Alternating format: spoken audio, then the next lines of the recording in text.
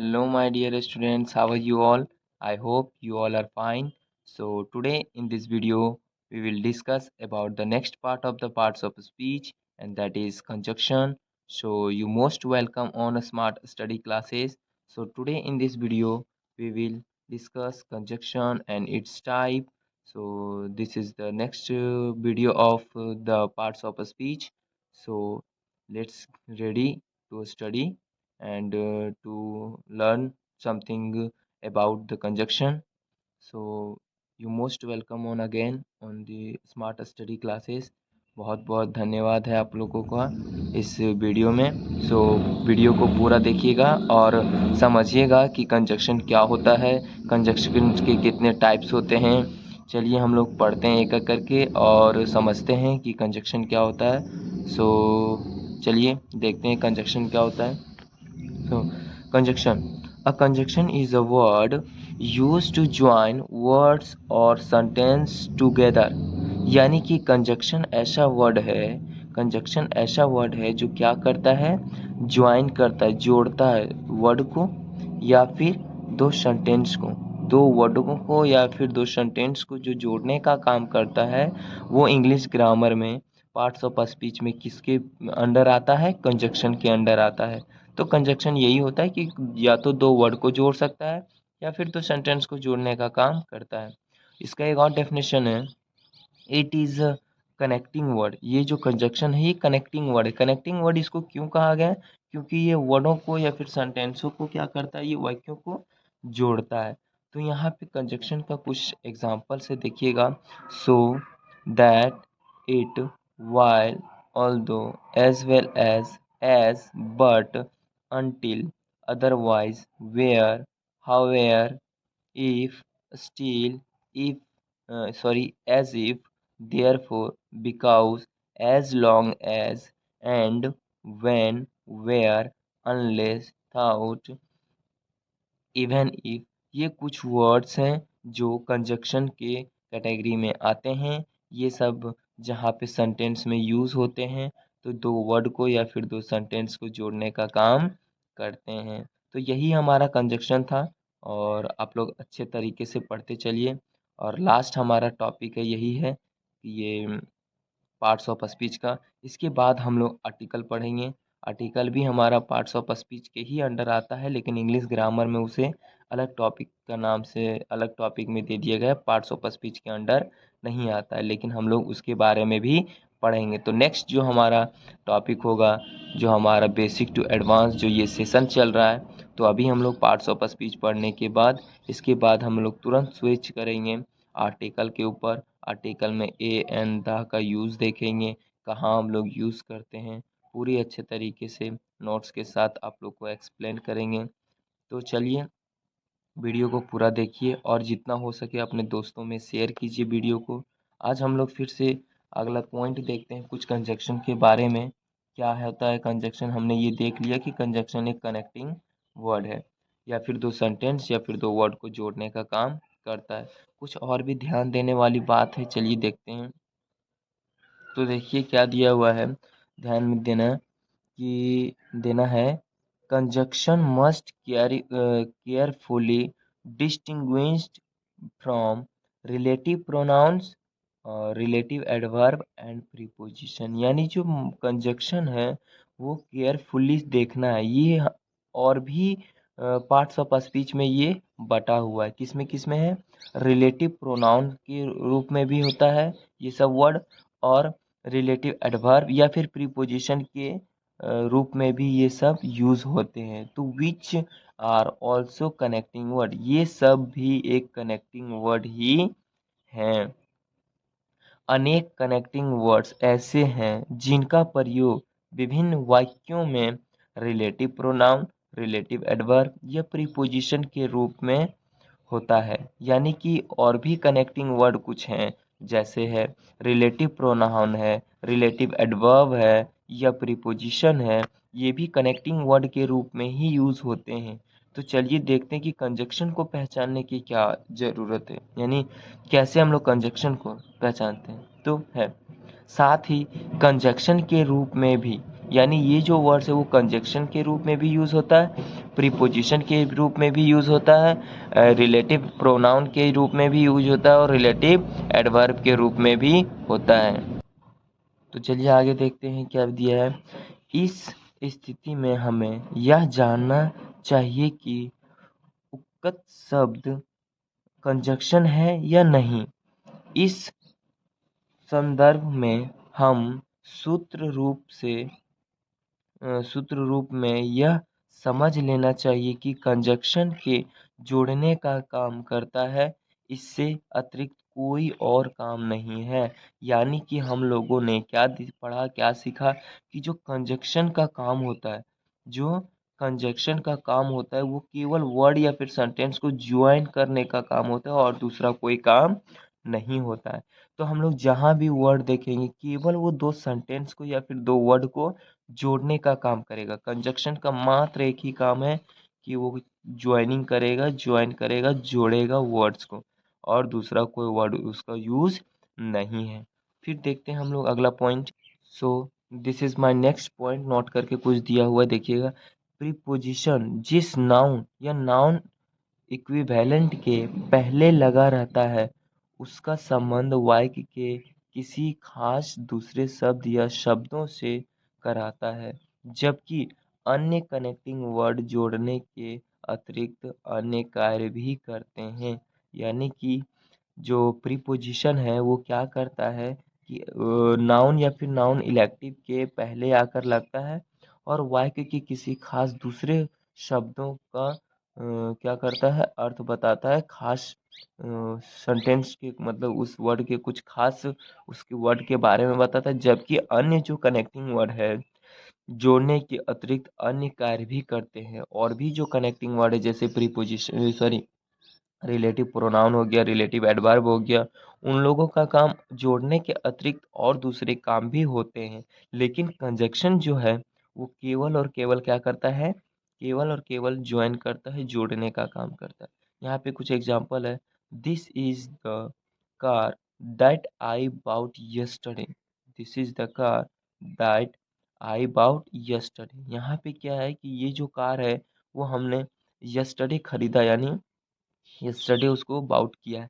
तो दैट जो है वो रिलेटिव प्रोनाउन हो गया। रिलेटिव प्रोनाउन क्योंकि ये रिलेट कर रहा है वह कार, दिस दिस इस कार, यह कार जो कि मैंने यस्टरडे को खरीदा है। तो ये रिलेटिव प्रोनाउन का रिलेशन दिखा रहा है, ये रिलेटिव प्रोनाउन कहलाएगा। नेक्स्ट जो है, this is the spot where he was arrested, यानी this is the spot where he was arrested. अब यहाँ क्या बता रहा है, रिलेटिव एडवर्ब हो गया। ये कैसे, क्योंकि यही वो स्पॉट है जहाँ पे वो अरेस्ट हुआ था, वहाँ जहाँ पे वो पकड़ा गया था। तो यहाँ पर रिलेटिव एडवर्ब का एग्जाम्पल हो गया। चलिए नेक्स्ट देखते हैं हम लोग आगे। नेक्स्ट है एक एग्जाम्पल हमारा कंजक्शन का, देखिएगा। He found the box, he found the box where he had left it. इससे कोई रिलेशन का पता नहीं चल रहा है, केवल ये दो सेंटेंस को जोड़ने का काम कर रहा है कि he found a box, the box, उन्होंने एक बॉक्स पाया, ठीक है। ही had left it, he had left it, वह वहाँ पे क्या किया था, वो छोड़ दिया था। बस ये दोनों को क्या कर दे रहा है, ये जोड़ने का काम कर दे रहा है। नेक्स्ट हमारा इम्पोर्टेंट जो पॉइंट है and that is kinds of conjunction. जो नेक्स्ट पॉइंट हमारा है, जो नेक्स्ट टॉपिक हमको पढ़ना है, वो that is kinds of conjunction. So what is the kind of conjunction? So conjunction are mainly of two kinds, यानी जो कंजक्शन है वो मेनली कितने प्रकार के होते हैं, दो प्रकार के होते हैं। कौन कौन से हैं? पहला है coordinating conjunction and second is subordinating conjunction. First number is coordinating conjunction and second is subordinating conjunction. What is coordinating conjunction? Just see and understand what is coordinating conjunction. So let's see what is coordinating conjunction. The conjunction which joins two grammatical units of the same kind, that is noun and noun, adjective and adjective, adverb and adverb, is called a coordinating conjunction. Coordinating conjunction क्या है? तो coordinating conjunction वैसा word है जो कि क्या करता है, दो ग्रामेटिकल यूनिट को जोड़ता है। या तो नाउन और नाउन को जोड़ेगा, या तो एडजेक्टिव और एडजेक्टिव को जोड़ेगा, या फिर एडवर्ब और एडवर्ब को जोड़ेगा। यानी दो ग्रामेटिकल यूनिट को जोड़ेगा, उसी को हम लोग कोऑर्डिनेटिंग कंजक्शन कहते हैं। जैसे जो शब्द एक ही स्तर, सेम स्टेट और रैंक के शब्द समूहों या वाक्यों को जोड़ता है, कोऑर्डिनेटिंग कंजक्शन कहलाता है। यानी कि या तो दो नाउन या दो प्रोनाउन या दो एडवर्ब, दो एडजेक्टिव, दो सेम समूह वाले शब्दों को या वाक्यों को जोड़ेगा, वो हमारा कोऑर्डिनेटिंग कंजक्शन कहलाएगा। There is some examples, let's see. और, also, to, as well as, neither nor, but, it, for, either or, not, but also, not only but also, etc। ये कुछ वर्ड्स हैं जो कोऑर्डिनेटिंग कंजक्शन के हैं। ये कुछ वर्ड्स हम लोग यूज़ करते हैं जब सेंटेंस या फिर same status of grammatical units को जोड़ने का काम करते हैं, वहाँ हम लोग इसको क्या करते हैं, यूज़ करते हैं। इन वाक्यों में नेक्स्ट हमारा देखिएगा, नेक्स्ट पॉइंट क्या दिया हुआ है।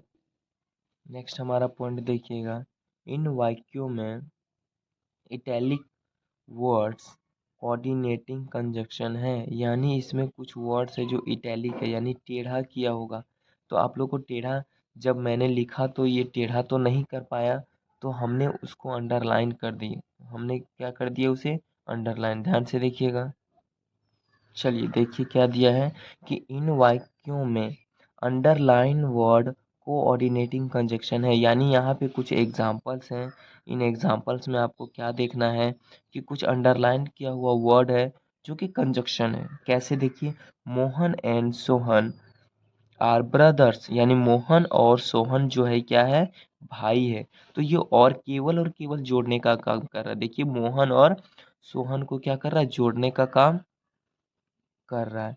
Next, please buy a pen और अ पेंसिल। अब एक और चीज देखिएगा कि जो कोऑर्डिनेटिंग कंजक्शन पढ़ रहे हैं हम लोग, तो कोऑर्डिनेटिंग कंजक्शन का क्या कहना था कि या तो नाउन और नाउन को जोड़ेगा, या फिर एडजेक्टिव एडजेक्टिव को जोड़ेगा, या फिर एडवर्ब एडवर्ब को जोड़ेगा। वही काम यहाँ पे फॉलो हो रहा है। मोहन भी किन्हीं का नाम है यानी नाउन है, सोहन भी किन्हीं का नाम है यानी नाउन है। तो नाउन और नाउन को क्या कर रहा है, जोड़ने का काम कर रहा है। तो ये कोऑर्डिनेटिंग कंजक्शन का एग्जांपल हो जाएगा। Next is, please buy a pen और अ पेंसिल। प्लीज आप एक पेन खरीदिए या फिर एक पेंसिल खरीदिए। ये भी एक जोड़ने का काम कर रहा है, सेम ग्रामेटिकल यूनिट भी है, तो ये भी हमारा कोऑर्डिनेटिंग कंजक्शन हो जाएगा। Next is, he is rich but dishonest. यानी वो अमीर है लेकिन ईमानदार नहीं है, डिसऑनेस्ट है। तो दोनों ये भी कोऑर्डिनेटिंग कंजक्शन ही कहलाएगा। नेक्स्ट इज, आइदर राम और Shyam is utility. Either Ram और श्याम इज यूटिलिटी। यूटिलिटी का मतलब होता है दोषी। क्या होता है बच्चों, दोषी। यानी राम और श्याम जो है, दोनों में से कौन है, क्या है, दोषी है। यहाँ पे लिखा भी हुआ है दोषी। तो ये था हमारा कुछ एग्जांपल्स कोऑर्डिनेटिंग कंजक्शन का। चलिए इसका कुछ और दो एग्जांपल्स हैं, नेक्स्ट देखते हैं। चलिए नेक्स्ट हमारा दो एग्जांपल क्या है, पांचवा number, I know both Hindi and English. हमें दोनों हिंदी और इंग्लिश की नॉलेज है। तो यहाँ पे भी दोनों देखिए, नाउन ही है, किसी भी सब्जेक्ट का नाम है और ये जोड़ने का काम कर रहा है। तो ये भी हमारा क्या हो जाएगा, कोऑर्डिनेटिंग कंजक्शन का एग्जाम्पल हो जाएगा। 6 number example is, Ankit is reading and Soni व इज राइटिंग। यानी अंकित है जो रीडिंग कर रहा है और सोनी जो है वो क्या कर रही है, लिखने के काम कर रही है। तो ये भी दोनों सेम ग्रामेटिकल यूनिट्स हैं और ये एंड जो है बीच में वो जोड़ने का काम कर रहा है। तो ये भी हमारा कोऑर्डिनेटिंग कंजक्शन ही कहलाएगा। इसका एक्सप्लेनेशन दिया है जो हमने पहले ही आपको बता दिया है, देख लीजिए क्या एक्सप्लेनेशन में दिया हुआ है। उपयुक्त वाक्यों में मोहन और सोहन एक ही स्तर नाउन एंड नाउन के दो शब्द हैं, अतः इनके जोड़ने वाला एंड कोऑर्डिनेटिंग कंजक्शन है। इसी प्रकार शेष वाक्यों में भी जिन दो ग्रामेटिकल यूनिट को जोड़कर जोड़ा गया है वो क्रमशः noun and noun, adjective and adjective, noun and noun, noun and noun है। सबसे अंत में एंड दो वाक्यों को जोड़ता है जो एक ही स्तर के हैं, अतः उपयुक्त सभी कंजक्शन कोऑर्डिनेटिंग कंजक्शन है। ये हमने देखा कि जो जितने भी कंजक्शन है, ये थोड़ा सा एग्जांपल्स दिया था जो ने हम लोगों ने पहले ही जब क्वेश्चन बना रहे थे तभी हमने आप लोगों को बता दिया क्यों जुड़ रहा है, कारण क्या है जोड़ने का, क्योंकि सेम ग्रामेटिकल यूनिट्स हैं और सेम ग्रामेटिकल यूनिट्स क्या करते हैं आपस में जुड़ते हैं, आपस में एक कंजक्शन आता है जो जोड़ने का काम करते हैं, तो वो कोऑर्डिनेटिंग कंजक्शन कहलाता है। अगला पॉइंट हमारा है, next point is subordinating conjunction. Let's see, चलिए देखते हैं सब ऑर्डिनेटिंग कंजक्शन क्या होता है। तो let's see what is subordinating conjunction.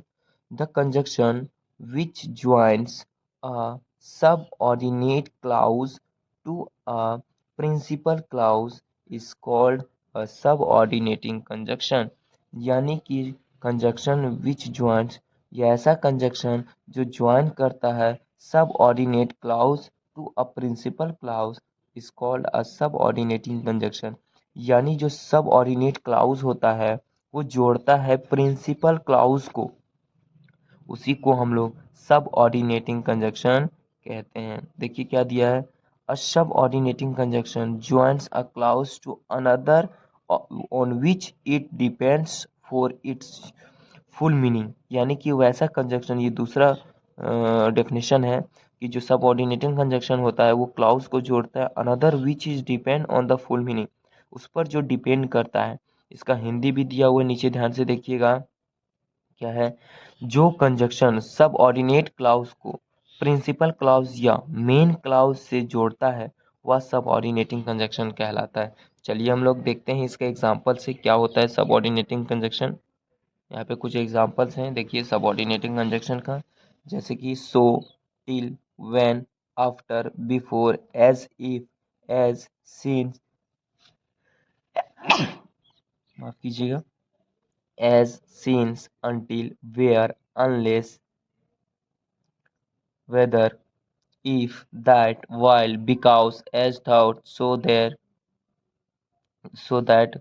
तो ये सब कुछ जो वर्ड्स हैं वो क्या है, सब ऑर्डिनेटिंग कंजंक्शन के वर्ड्स हैं। ये सब वर्ड्स हम लोग सेंटेंस में यूज करते हैं सब ऑर्डिनेटिंग यानी प्रिंसिपल क्लाउज को जोड़ने, यानी कि क्लाउसेस को क्या करने आपस में जोड़ने में इसका यूज करते हैं। तो चलिए हम लोग नेक्स्ट नेक्स्ट पॉइंट देखते हैं। यहाँ पे थोड़ा सा मिस्टेक हुआ है, ये इटैलिक ना होकर क्या हो जाएगा बच्चों, UNDERLINED, अंडरलाइन। यानी कुछ यहाँ पे शब्द हैं जो अंडरलाइन है, उसको क्या करना है, क्या बताता है, चलिए देखते हैं। तो यहाँ कुछ अंडरलाइन वर्ड्स हैं, उसको क्या करना है, वही हमारा सबऑर्डिनेटिंग कंजक्शन है। जैसे पहला एग्जांपल्स देखिएगा क्या है, Mohan is happy because he was got a prize. अब बताइए जो मोहन है वो खुश है, हैप्पी है, because he has got a prize, यानी उसको एक प्राइज मिला है इसीलिए मोहन खुश है। तो ये डिपेंडेंट क्लॉज हो गया, यानी ये जो है क्लॉज ये मेन क्लॉज के ऊपर क्या कर रहा है, डिपेंड कर रहा है। यानी वो खुश क्यों है, क्योंकि उसे प्राइज मिला है। तो ये डिपेंडेंट क्लॉज हो गया, तो ये सबऑर्डिनेटिंग क्लॉज कहलाता है। नेक्स्ट एग्जांपल देखिएगा, नेक्स्ट एग्जाम्पल क्या है, दूसरा नंबर देखिएगा, I will give you freedom, I will give you freedom if you give me blood. यानी कि ये जो सेंटेंस है कि मैं तुम्हें आज़ादी दूंगा, if you give me freedom, अगर तुम मुझे खून दोगे। तो ये भी देखिए एक क्लाउज जो है दूसरे क्लाउज के ऊपर क्या किया हुआ है, डिपेंड किया हुआ है, यानी आश्रित लिया हुआ है। और ये जो इफ है ये दोनों सेंटेंस दोनों वाक्यों को जोड़ने का काम कर रहा है। तो ये हमारा क्या कहला जाएगा, सब ऑर्डिनेटिंग कंजक्शन कहला जाएगा। कैसे सबऑर्डिनेटिंग कंजक्शन कहलाएगा? क्योंकि देखिएगा, I will give you freedom, मैं तुम्हें आज़ादी दूंगा अगर तुम मुझे खून दोगे, यानी blood, if you give me blood. तो यहाँ पे ये जो क्लाउज है, ये जो सेंटेंस है, ये दूसरे मेन क्लाउज के ऊपर क्या कर रहा है? डिपेंड कर रहा है। तो यही था कि जो हमारा सबऑर्डिनेटिंग कंजक्शन है वो आप लोग को शायद समझ में आ गया होगा और बहुत अच्छे तरीके से मैंने एक्सप्लेनेशन भी किया है। चलिए थर्ड नंबर एग्जांपल देखते हैं। Ram said that he could not come. Ram ने कहा कि वह जो होगा वो नहीं आएगा। तो ये भी एक दूसरे के ऊपर क्या कर रहा है? आश्रित ले रहा है, सहारा ले रहा है। तो ये भी हमारा सबऑर्डिनेटिंग कंजक्शन हो जाएगा। Next 4 number example is I shall stay until he returns. हम तब तक यहाँ स्टे यानी रुके रहेंगे जब तक वह लौट के रिटर्न नहीं आ जाता। तो ये भी एक क्लाउज दूसरे क्लाउज के ऊपर क्या किया हुआ है? डिपेंड किया हुआ है। तो ये भी हमारा सबऑर्डिनेटिंग कंजक्शन हो जाएगा। नेक्स्ट 5 नंबर इज दे संग सॉन्ग्स व्हाइल वी डांस। यानी कि वह जो है वे जो है गाना गाएंगे और दे वाइल वी डांस, तब हम लोग क्या करेंगे? सब डांस करेंगे। तो वही है कि जो एक क्लाउज है वो दूसरे क्लाउज के ऊपर डिपेंड कर रहा है। तो ये भी हमारा सबऑर्डिनेटिंग कंजक्शन हो जाएगा। सबऑर्डिनेटिंग कंजक्शन में हम लोग ने देखा कि जो सबऑर्डिनेटिंग क्लाउज जो है वो डिपेंड करता है, किसके ऊपर करता है? प्रिंसिपल क्लाउज को ज्वाइन करता है और clause another which depends on the meaningful, यानी पूरे सेंटेंस में जो पहले वाले को मीनिंगफुल सेंटेंस बनाता है, जिस पर डिपेंड करता है, वही हमारा क्या होता है? सबऑर्डिनेटिंग कंजक्शन कहलाता है। नीचे इसका एक्सप्लेनेशन दिया है जो कि हमने ऑलरेडी आप लोगों को दे चुका है। चलिए एक बार देख लेते हैं क्या है इसका एक्सप्लेनेशन। चलिए देखते हैं। एक्सप्लेनेशन में है सबऑर्डिनेटिंग क्लाउज अपने आप में सतह यूनिट नहीं है, यानी सर्वत्व नहीं है, यानी पूर्णता नहीं है, यानी पूरी कंप्लीट नहीं है। यह अपना अर्थ पूरा करने के लिए दूसरे क्लाउज पर डिपेंड यानी निर्भर रहता है। इसीलिए इसे डिपेंडेंट क्लॉज भी कहा जाता है। जिस क्लॉज पर यह डिपेंड करता है वह क्लॉज प्रिंसिपल क्लॉज कहलाता है। उपयुक्त वाक्यों में जो clause because, if, that, until तथा व्हाइल से प्रारंभ हुआ है वे सब ऑर्डिनेटिंग क्लाउज हैं। अतः बिकॉज, इफ, इट, दैट तथा व्हाइल सब ऑर्डिनेटिंग क्लाउज है। यानी कि जितने भी हम लोगों ने देखा, क्या देखा कि जो जितने भी ऊपर में जितने एग्जांपल्स देखे उसमें से क्या है? Subordinating conjunction.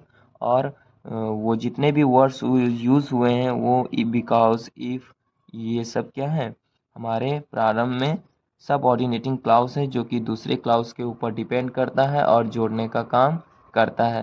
तो जितने भी ये दैट, टिल, अनटिल तथा व्हाइल सब ऑर्डिनेटिंग कंजक्शन के एग्जांपल्स हो जाएंगे। तो जितने भी हम लोगों ने एग्जांपल्स देखा वो सारे सब ऑर्डिनेटिंग कंजक्शन के एग्जांपल्स थे। तो आपका जो पार्ट्स ऑफ स्पीच है उसका जो लास्ट टॉपिक बच जाता है वो है इंटरजेक्शन।